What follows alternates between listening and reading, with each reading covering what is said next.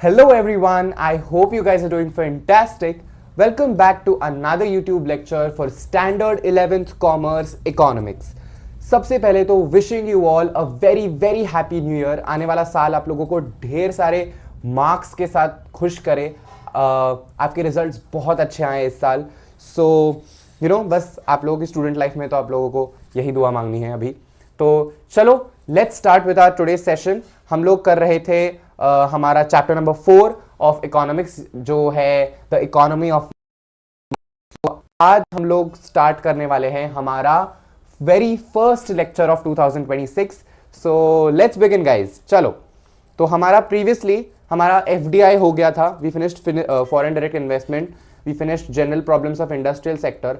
हमने जो है हमारा इंडस्ट्री सेक्टर ऑफ महाराष्ट्र कैसे फंक्शन करता है, then foreign direct investment, government के क्या इनिशिएटिव्स है इंडस्ट्रियल सेक्टर को बूस्ट करने के लिए, ये हम प्रीवियस लेक्चर में देख चुके हैं। सो अगर आपने प्रीवियस लेक्चर नहीं देखा है सो आई लेक्चर जाके देख फिर आप यहाँ आइए। सो आज हम लोग स्टार्ट करने वाले हैं हमारा सर्विस सेक्टर, ठीक है। So let's start. तो गाइज सबसे पहले तो सर्विस होती क्या है भाई। अभी देखो मार्केट में दो चीजें ऑफर हो रही है। एक गुड्स ऑफर होते हैं जो मटेरियल गुड्स है, मतलब गुड्स हमें दिखते हैं ना भाई, दुकान में जाके कुछ खरीदो, जो चीज हम लोग लेते हो, जैसे मैंने फोन, ये क्या है, गुड्स है। लेकिन services are abstract things, we can't see them, we can't touch them, we can only experience them. जैसे टीचिंग की सर्विस, मैं आप लोगों को जो टीचिंग की सर्विस दे रहा हूं ये क्या है, एक सर्विस है, ठीक है। जिम में ट्रेनर आपको बॉडी बनाने में मदद करता है, जिसको आप ट्रेनिंग जो आपकी ट्रेनिंग देता है वो क्या है, वो भी एक सर्विस है। तो ठीक है, गुड्स एकदम टैंजिबल होते हैं जो आप लोगों को दिखते हैं, जबकि सर्विसेज का थोड़ा अलग है। अब सबसे पहले तो सर्विसेज का मीनिंग आप लोगों को समझ में आया कि एग्जैक्टली सर्विस क्या होता है। अभी सर्विस बिजनेस पर्सपेक्टिव से या इकोनॉमी पर्सपेक्टिव में हर सेक्टर में हमें लगता है। हमें देखो, हमें insurance sector, tourism, retail banking. Banking क्या है, बैंकिंग एक सर्विस ही तो है। बैंक हमें थोड़ी ना कोई गुड्स दे रही है, वो बस हमें एक फैसिलिटी या एक सर्विस दे रही है, उनके पास उनका पैसा, हमारा पैसा रखने की, ठीक है। Education is also service, social services, NGO वगैरह जो देते हैं। Then service sector includes provision of services to business as well as final consumer. अब ऐसा नहीं है कि हमें सर्विस जब मैं बात करूं, सर्विस सिर्फ फाइनल कंज्यूमर्स को ही लगती है, यानी कि हम जैसे लोगों को, बिजनेस इंडस्ट्रीज को भी सर्विस की जरूरत पड़ती है। यस, अभी वो कैसे सर, उन्हें बैंकिंग फैसिलिटी, उन्हें इतना सारा पैसा है, लोगों का कैपिटल, वो कहां रखेंगे, तो उन्हें बैंकिंग फैसिलिटीज चाहिए। इतना सारा गुड्स बनाया है, वो रखेंगे कहां, वेयर हाउसिंग फैसिलिटी चाहिए। उन गुड्स का मार्केटिंग कौन करेगा, तो एडवर्टाइजमेंट फैसिलिटी चाहिए। तो एक इंडस्ट्री को भी बहुत सारी फैसिलिटीज, बहुत सारे सर्विसेज की जरूरत पड़ती है। सो सर्विस सेक्टर सिर्फ फाइनल कंज्यूमर तक नहीं बल्कि बिजनेसेस को इकोनॉमी में मदद करता है, ठीक है। अब देखो, service sector is the largest employment generating, largest, ठीक है, ये बन सकता है। देखो, service sector is the largest employment generating and fastest growing sector of economy. Service sector तेजी से ग्रो कर रहा है। प्रोडक्शन सेक्टर है, ठीक है, लेकिन सर्विस सेक्टर जितना प्रोडक्शन सेक्टर ग्रो नहीं कर रहा। India is mainly moving towards service sector now the contribution of service sector in the gross state domestic product. Maharashtra की बात हो रही है। महाराष्ट्र का जैसे जीडीपी कंट्री का होता है, वैसे स्टेट के जीडीपी को बोलते हैं gross state domestic product. Gross domestic product country का निकलता है, वैसे स्टेट का जीएसडीपी निकलता है, ठीक है। हाईएस्ट है, has been highest compared to other sectors of the economy, 54.5% during 2017-18 census. तो देखो, सेंसस बोल रहा हूं, I am so sorry, the GSDP data, तो उस डेटा के हिसाब से 54.5% 2017 एंड 18 का जो डेटा है उस हिसाब से इतना जीएसडीपी में सर्विसेज के सेक्टर का, प्रोडक्शन सेक्टर का नहीं है, दूसरे सेक्टर्स भी हैं, लेकिन सर्विस सेक्टर का ज्यादा है। अभी आप लोग जॉब करते हो, आप लोग मतलब बहुत सारे आसपास आप लोग देख रहे होंगे, वो लोग जॉब कर रहे हैं। वो लोग कहां इन्वॉल्व है, वो लोग सर्विस सेक्टर में इन्वॉल्व है। कोई बैंकिंग कंपनी में काम करता है, कोई इंश्योरेंस में काम करता है, कोई सॉफ्टवेयर डेवलपमेंट में काम करता है। I have so many friends who are working as software developers, ठीक है। सो वो क्या कर रहे हैं, वो सर्विसेज दे रहे हैं उन कंपनीज को, अपनी professional services they are rendering them. तो इसीलिए सर्विस सेक्टर बूम हो रहा है अभी। सीए मान लो, सीएस मान लो, लॉयर्स, एडवोकेट्स, ये सारे हमारे कंट्रीज में ग्रो कर रहे हैं बिकॉज हम लोग प्रोडक्शन नहीं कर रहे, वी आर हमारे हम उस इंडस्ट्रीज, जो इंडस्ट्री सेटअप हुई है उनको हम सर्विसेज दे रहे हैं, ठीक है। That is why the service sector is booming. The core areas of development of service sector include fintech. ठीक है, अभी fintech क्या होता है, आप मुझे सेक्शन में कि what is fintech, ठीक है।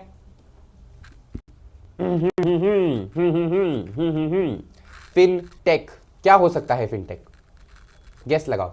देखो मैं आप लोगों को हिंट देता हूं, ये दो शब्दों से बना हुआ है। फिन फाइनेंस, टेक टेक्नोलॉजी, तो फाइनेंशियल टेक्नोलॉजी मतलब जो फाइनेंशियल सर्विसेज जैसे बैंकिंग हो गया और उसके लिए यूज होने वाली लेटेस्ट टेक्नोलॉजी, उसी को हम लोग फिनटेक बोलते हैं। तो सर्विस सेक्टर फिनटेक में आगे आता है। देखो let me underline, wait, fintech में आगे आता है आईटी, स्टार्टअप्स, क्लाउड कंप्यूटिंग। अभी ये आप लोगों के लिए थोड़ा नया है कि क्लाउड कंप्यूटिंग क्या हो सकता है। क्लाउड कंप्यूटिंग, क्लाउड सर बादल, कंप्यूटर, बादल और कंप्यूटर का क्या रिलेशन है, गधो सुनो, देखो अरे नहीं गधे गधे तो नहीं हो आप मेरे प्यारे बच्चों, सुनो क्या होता है। आप लोग मानते हो कंपनी का या किसी भी बिजनेस का बहुत सारा डेटा होगा जो स्टोर्ड होगा किसी कंप्यूटर सोर्स में या रिकॉर्ड्स में। तो वो डेटा स्टोर करने के लिए we need high storage facility, तो ये क्लाउड हमें प्रोवाइड करता है। सो बिकॉज कंपनी का बहुत सारा डेटाबेस होता है जिसको हम लोग उन टर्म्स में डेटाबेस बोलते हैं। सो उस डेटाबेस को स्टोर करने के लिए वी नीड सर्विस प्रोवाइडर्स जैसे कि क्लाउड, ठीक है। वो हमारे डेटा को क्या और कुछ नहीं बट स्टोर करता है इन क्लाउड फॉर्म में, ठीक है। Now electric vehicles, EVs, defence में, टूरिज्म में, प्राइवेट यूनिवर्सिटीज में बहुत सारे सर्विस सेक्टर, बहुत सारे एरियाज में सर्विस सेक्टर डेवलप हुआ है because education is also a service, इसीलिए प्राइवेट यूनिवर्सिटीज वहां पे मेंशन किया गया है, ठीक है।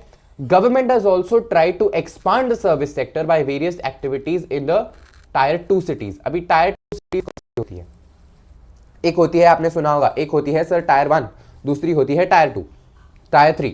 तो टायर 1 सबसे इकोनॉमिकली डेवलप्ड सिटीज को टायर 1 सिटीज बोलते हैं, जैसे कि मुंबई, बॉम्बे, नॉट बॉम्बे, मुंबई, मुंबई टायर 1 में आती है, पुणे टायर 1 में आती है, जैसे कि then Kochi and all cities. रुको मैं आप लोगों को आपके सामने गूगल पे डालता हूं कि टायर 2 सिटीज के नाम बताओ, tyre 2 cities in India.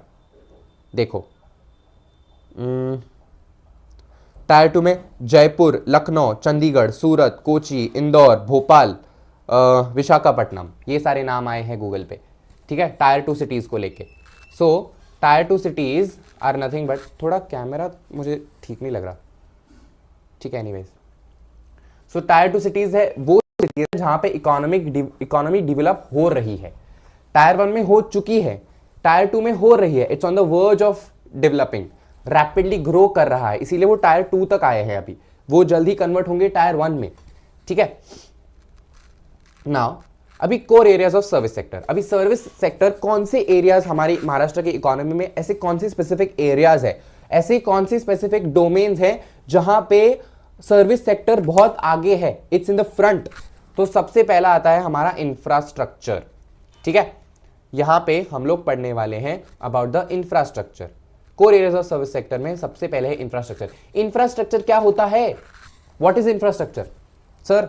Roads, bridges, dams, construction, ये तो इंफ्रास्ट्रक्चर होता है, बड़ी बड़ी बिल्डिंग, ये क्या है, वो सिटी का इंफ्रास्ट्रक्चर है। सही बोल रहे हो आप लोग, यू ऑल आर 100% करेक्ट, इसी को कहते हैं। लेकिन बच्चों इंफ्रास्ट्रक्चर का एक वाइडर मीनिंग है, it is not the tangible things और द विजिबल थिंग्स, जो know road, bridges, buildings, highways, ये जो आप लोग देख रहे हो ना, ये डेफिनेटली इंफ्रास्ट्रक्चर है, लेकिन इसके साथ साथ इंफ्रास्ट्रक्चर में और भी चीजें आती हैं। तो वो क्या है, देखो इंफ्रास्ट्रक्चर सबसे पहले तो बेसिक रिक्वायरमेंट है फॉर इकोनॉमिक डेवलपमेंट। ऑब्वियसली जब रोड कनेक्टिविटी, बिल्डिंग्स, फैसिलिटीज, ये सारे हम लोग प्रॉपरली बनाएंगे, तभी जो हमारी इकोनॉमी है वो स्मूथली फंक्शन कर पाएगी, हमें उतना ईज मिल जाएगा टू फंक्शन, एंड तभी हम लोग उतना पैसा बना पाएंगे ना। तो इसीलिए इंफ्रास्ट्रक्चर बेसिक रिक्वायरमेंट कहा जाता है इकोनॉमिक डेवलपमेंट की। A sound infrastructural foundation is the key to overall socio economic development of the state.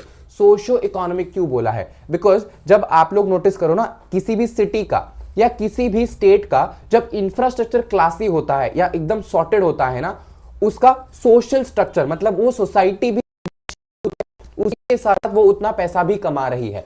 सो इसीलिए कहा गया है सोशियो इकोनॉमिक डेवलपमेंट होता है उसका, ठीक है। फॉर अट्रैक्टिंग एडिशनल इन्वेस्टमेंट, और इन्वेस्टर्स को भी अट्रैक्ट करती हैं ऐसी सिटीज, बाहर से आए हुए इन्वेस्टर्स, जैसे हमने फॉरेन एफडीआई पढ़ा, वो वाले इन्वेस्टर्स, उन्हीं के साथ साथ हमारे डोमेस्टिक इन्वेस्टर्स जो है वो लोग भी ऐसी सिटीज में इन्वेस्ट करेंगे जहां का इंफ्रास्ट्रक्चर सॉर्टेड है, बिकॉज उन लोगों को समझ में आएगा ना भाई इनका सॉर्टेड है तो इनका फंक्शनिंग स्मूथ चलेगा, तो हमें ये उतने इजीली रिटर्न्स जनरेट भी करके देंगे। तो लोग जो इन्वेस्टर्स हैं वो वैसे ही सिटीज या वैसे ही स्टेट्स चुनते हैं इन्वेस्टमेंट करने के लिए। Got it? हाँ, चलो। Into the state and this provides a competitive edge to it over other states. तो ऐसे स्टेट्स ही आगे आते हैं जिनका इंफ्रास्ट्रक्चर सॉर्टेड है, जैसे कि महाराष्ट्र, ठीक है। Adequate infrastructural facility necessity for rapid achievement of sustainable economic growth, ठीक है।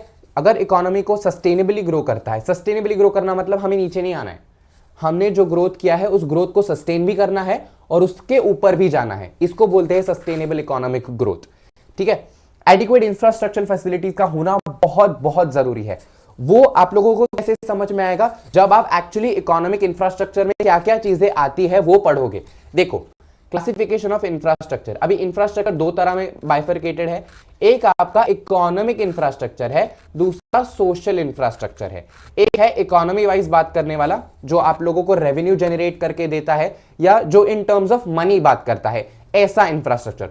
दूसरा होता है सोशल इंफ्रास्ट्रक्चर, जो सोसाइटी के वेलफेयर के लिए या आप लोग ऐसा बोल सकते हो जो स्टैंडर्ड ऑफ लिविंग वहां का मेंटेन करने के लिए वो रखा जाता है या फिर वो बनाया जाता है। I am sorry. तो पहले बात करेंगे इकोनॉमिक इंफ्रास्ट्रक्चर की, जिनमें तीन चीजें आती हैं। एक है एनर्जी, दूसरा है आपका ट्रांसपोर्ट एंड तीसरा है आपका कम्युनिकेशन, ठीक है। तो सबसे पहले इकोनॉमिक इंफ्रास्ट्रक्चर की बात करते हैं। It facilitates production and distribution of goods and services for economic development. ये प्रोडक्शन की बात कर, ये बिजनेस की बात करता है, ये प्रोडक्शन की बात करता है कि हम गुड्स एंड सर्विसेज बनाएंगे हमारी इकोनॉमी में या हमारे स्टेट में, ताकि हमारा स्टेट पैसे कमा सके। भाई ये बहुत मॉनिटरी टर्म्स से सोचने वाला इंफ्रास्ट्रक्चर का टाइप है। तो अभी उसमें क्या measures for economic development of economic infrastructure. अभी इकोनॉमिकल डेवलपमेंट के लिए क्या मतलब, इकोनॉमिकल डेवलपमेंट क्या हो रही है? बिजनेसेस सेटअप करना, प्रोडक्शन फैसिलिटीज को बूस्ट देना, उन लोगों को उतने पैसे देना, वो फैसिलिटीज। अभी बिजनेस रन करने के लिए या कोई भी गुड्स एंड सर्विसेज बनाने के लिए क्या लगता है? इलेक्ट्रिसिटी लगती है, लैंड लगता है, लेबर लगता है, कैपिटल इन्वेस्टमेंट लगता है। तो इंफ्रास्ट्रक्चर में इनमें से जो भी चीजें पॉसिबल है, तो गवर्नमेंट क्या करेगा? उन चीजों को बूस्ट करेगा ताकि बिजनेसेस स्मूथली फंक्शन कर पाए और बहुत अच्छा क्वालिटी का आउटपुट दे सके, एंड जिससे वो कंपनीज पैसे या बिजनेसेस जो या फैक्ट्रीज जो है जो सेटअप हुए हैं वो पैसा उससे कमा सके। आई बात समझ में? चलो, तो गवर्नमेंट के पहले मेजर्स ऑफ डेवलपमेंट देखते हैं। ये गवर्नमेंट के नहीं है, मेजर्स, सिर्फ मेजर्स दिए हैं। देखो, सबसे पहले इलेक्ट्रिसिटी जनरेशन की का इंस्टॉलेशन करना। ऑब्वियसली भाई किसी भी बिजनेस, कोई भी बिजनेस करने के लिए हमें इलेक्ट्रिसिटी तो चाहिए, तो इलेक्ट्रिसिटी को साउंड एंड एकदम एडिक्वेट रखना, वो ताकि वो टाइम टू टाइम उतनी प्रोवाइड हो सके, बिकॉज बिजनेस हमें स्मूथ फंक्शन करना है। रूरल एरियाज में इलेक्ट्रिफिकेशन, नेटवर्क का इंप्रूव करना, प्रोग्राम्स फॉर एनर्जी कंजर्वेशन।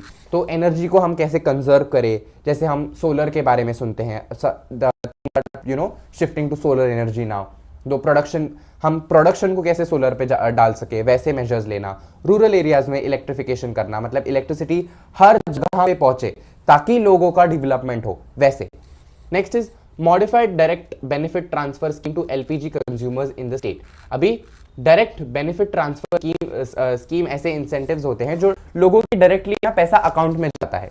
ये बेनिफिट का जो पैसा है ना, एलपीजी कंज्यूमर्स, एलपीजी पता है आप लोगों को, गैस, तो गैस में आप लोगों को पता है सब्सिडीज कार्ड्स होते हैं, सब्सिडीज होती है। आपके अपने पेरेंट्स से पूछना कि ये लोग आप लोगों को नॉमिनल अमाउंट में गैसेस प्रोवाइड करते हैं ताकि आप लोग आपके घरों में जो एलपीजी कंज्यूमर है, हम आप जैसे लोग, नॉर्मल लोग, तो डायरेक्ट बेनिफिट ट्रांसफर, मतलब ये बेनिफिट ना डायरेक्टली आपके अकाउंट से लिंक हो जाता है एंड आपके डायरेक्टली अकाउंट में डिपॉजिट हो जाता है। तो ऐसे भी हम लोगों का डेवलपमेंट या उनकी बाय प्रोवाइडिंग सर्विसेज ऑल्सो। ठीक है, next is road development plan. अभी सड़कें सुधारना तो बहुत इंपॉर्टेंट है भाई। ठीक है, 2001 to 21 is being implemented in the state with a target to develop 3.37 lakh kilometers of road. 3.37 lakh kilometers, ये 3.3 किलोमीटर्स नहीं है, 3.3 लाख किलोमीटर्स है। I repeat, it is lakh kilometres.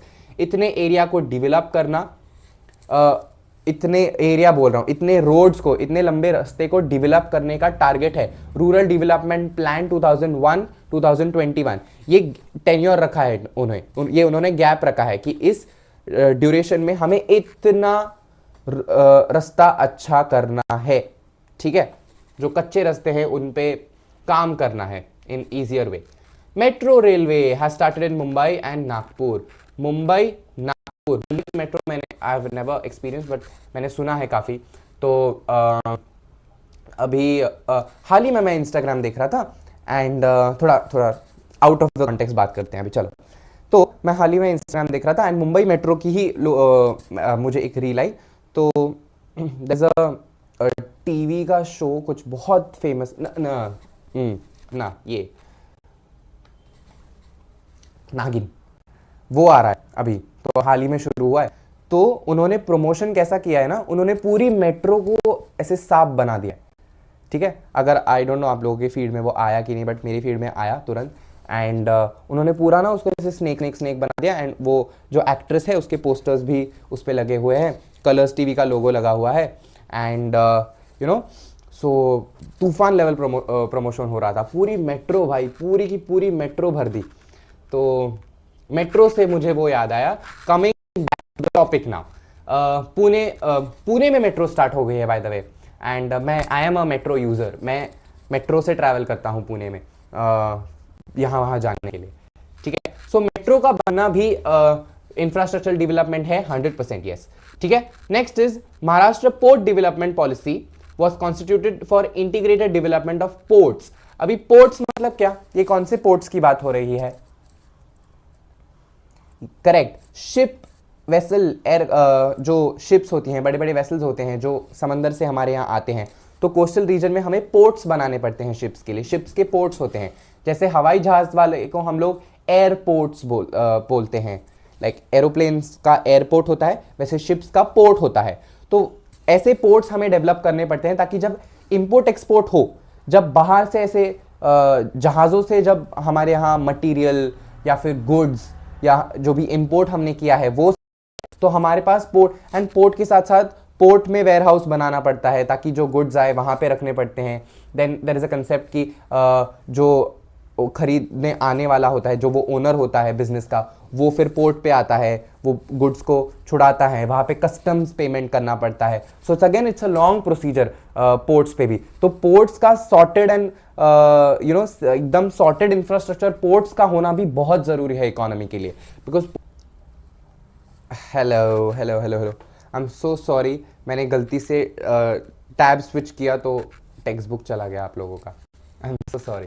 तो कहाँ थे हम? We were on metro. तो मेट्रो हमारे में या हमारे स्टेट में जब बनती है या फिर डेवलप होती है तो लोगों का ऑटोमेटिक कनेक्टिविटी बढ़ता है, लोगों का ट्रैवल टाइम बचता है, पब्लिक ट्रांसपोर्ट का यूजेज बढ़ता है। तो उससे इकोनॉमी हमें ऑटोमेटिकली ऊपर क्यों जा रही है? बिकॉज लोगों को ईज हो रहा है फंक्शनिंग में। ठीक है, नेक्स्ट इज आपका पोर्ट डेवलपमेंट। पोर्ट का भी हमारा डिस्कशन हो गया दैट पोर्ट्स का बनना बहुत ज़रूरी है कि बिकॉज जो भी इंपोर्टेड मटेरियल आता है, जो भी इंपोर्ट एक्सपोर्ट हो रहा है, तो उसके लिए अनपोर्ट्स होती क्या है ये मैंने आप लोगों को बताया है। ठीक है, तो वीडियो मैं ज्वाइन कर दूंगा ताकि आप लोगों को वो लिंक लग जाए। ठीक है, तो पोर्ट्स का अच्छे से सॉर्टेड बनना क्यों जरूरी है? बिकॉज पोर्ट्स पे भी ट्रांजैक्शंस हो रहे हैं ना, एक्सटर्नल जो बाहर से मटेरियल आ रहा है वो हमें पोर्ट्स के वेयर हाउसेज में रखना पड़ता है, देन द ओनर कम्स, वो उसे क्या बोलते हैं उसको, कस्टम ड्यूटी पे करके, सारे टैक्सेस ड्यूज पे करके वो उसे वहां आता है। तो पोर्ट्स का सॉर्टेड होना भी बहुत जरूरी है फॉर इकोनॉमिकल डेवलपमेंट। तो और एक प्रोग्राम भी है स्टेट गवर्नमेंट का, Sagarmala program launched by central government for port का डेवलपमेंट। जो भी पोर्ट्स हैं, पोर्ट जनरली कहां पे होते हैं? कोस्टल रीजन में। कॉमन सेंस है ना, कोस्टल रीजन में होंगे बिकॉज समंदर के पास पोर्ट बनेगा। चलो next is internet subscriber base was 5.45 crore in Maharashtra as on 30 September 2017। अब हम लोग 26 में चल रहे हैं, तो डेफिनेटली ये 5.45 करोड़ से बहुत ज्यादा हो चुका होगा। तो ये फिल इन द ब्लैंक आप लोगों को पूछेंगे नहीं बिकॉज ये बहुत पुराना डेटा है। देखो 30 September 2017 is very old data. तो अभी का इंटरनेट सब्सक्राइबर बेस कितना होगा अभी का जानना है आप लोगों को? चेक करूं गूगल पे? पूछूं क्या गूगलिया को? एक minute. Internet subscriber base of India, internet subscriber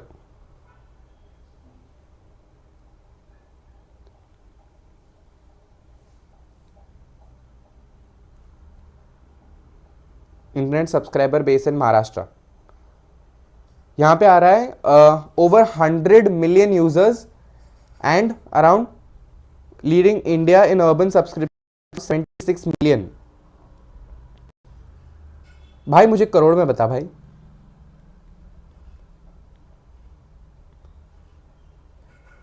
to 2022 का डेटा है हमारे पास, सितंबर 2022 में वी आर 10.6 गया है।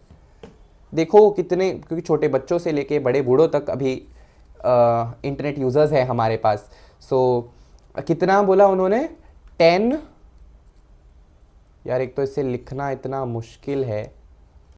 10.6 करोड़, 10.6 करोड़ हो चुका है इन 2022। 2022 के डेटा के हिसाब से वो हो चुका है 10.6 करोड़। तो आप लोगों को नया डेटा याद रखना है, प्लीज याद रखो, ठीक है। अब हम लोग बात करने वाले हैं आज का लास्ट टॉपिक, यानी कि सोशल इंफ्रास्ट्रक्चर। ये वाला last topic, social infrastructure is also one of the important components of economy because वो, मैंने आप लोगों को पहले ही बोला, ये लोगों की स्टैंडर्ड ऑफ लिविंग को बढ़ाने का काम करता है। हेल्थ, एजुकेशन, ये दो चीजें आती हैं इसमें। तो हेल्थ मतलब हॉस्पिटल सर्विसेज, मतलब नजदीक ऐसे बहुत हाई टेक्नोलॉजी वाले हॉस्पिटल सेटअप करना, रूरल एरियाज में at least basic services health care से रिलेटेड प्रोवाइड हो, ये इंश्योर करना, इसको हम लोग हेल्थ रिलेटेड फैसिलिटीज बोलते हैं। एजुकेशन रिलेटेड में यूनिवर्सिटीज का सेटअप होना, जैसे पुणे में we have Savitribai Phule university, then we have some deemed universities जो प्राइवेटली चलती हैं, then we have schools है, colleges है, ये सेटअप करना ताकि क्वालिटी हमारे यहाँ की बढ़े एंड ज्यादा से, ठीक है। It not only improves the quality but gives power to produce knowledge. Knowledge बहुत हम लोग जितना बांटते हैं उतना बढ़ना है आपने। Social infrastructure includes literacy program, education, public health, housing, drinking water, sanitation. जैसे मैंने आप लोगों को प्रीवियसली बोला कि ये लोगों के वेलबींग के लिए होता है, या उनका स्टैंडर्ड ऑफ लिविंग मेंटेन रहे या ऊपर जाए, इसके लिए होता है। जैसे सोशल इंफ्रास्ट्रक्चर में हर चीज आ सकती है, बेसिक हाउसिंग फैसिलिटीज, सोसाइटीज का बनना, घरों का बनना, देन एजुकेशन, हेल्थ केयर में वी हैव हॉस्पिटल्स, अच्छे अच्छे होटल्स बनना आसपास, then housing, public health, then drinking water, sanitation मतलब जो हमारा लिविंग एरिया जहाँ पे हम लोग रहते हैं, हमारे dwelling places clean and sanitised होना ताकि डिजीजेस स्प्रेड ना हो, इसको हम लोग सोशल इंफ्रास्ट्रक्चर बोलते हैं, जो सोशल वेलबींग पे ज्यादा फोकस करता है। Got it? तो आई होप आप लोगों को आज के सेशन में हमने सर्विस सेक्टर में से रिलेटेड जितनी सारी बातें की वो सारी समझ में आ गई। एंड अगर आप लोगों को कोई भी डाउट हो तो कमेंट सेक्शन में जरूर लिखना एंड लेक्चर को लाइक करके अटेंडेंस मार्क करना कंपलसरी है। अगर नहीं किया तो मैं कट्टी हूँ आपसे, ठीक है? तो yes, that's it, then we are done for today's session. See you guys in the next lecture. Till then take care, bye bye, thank you.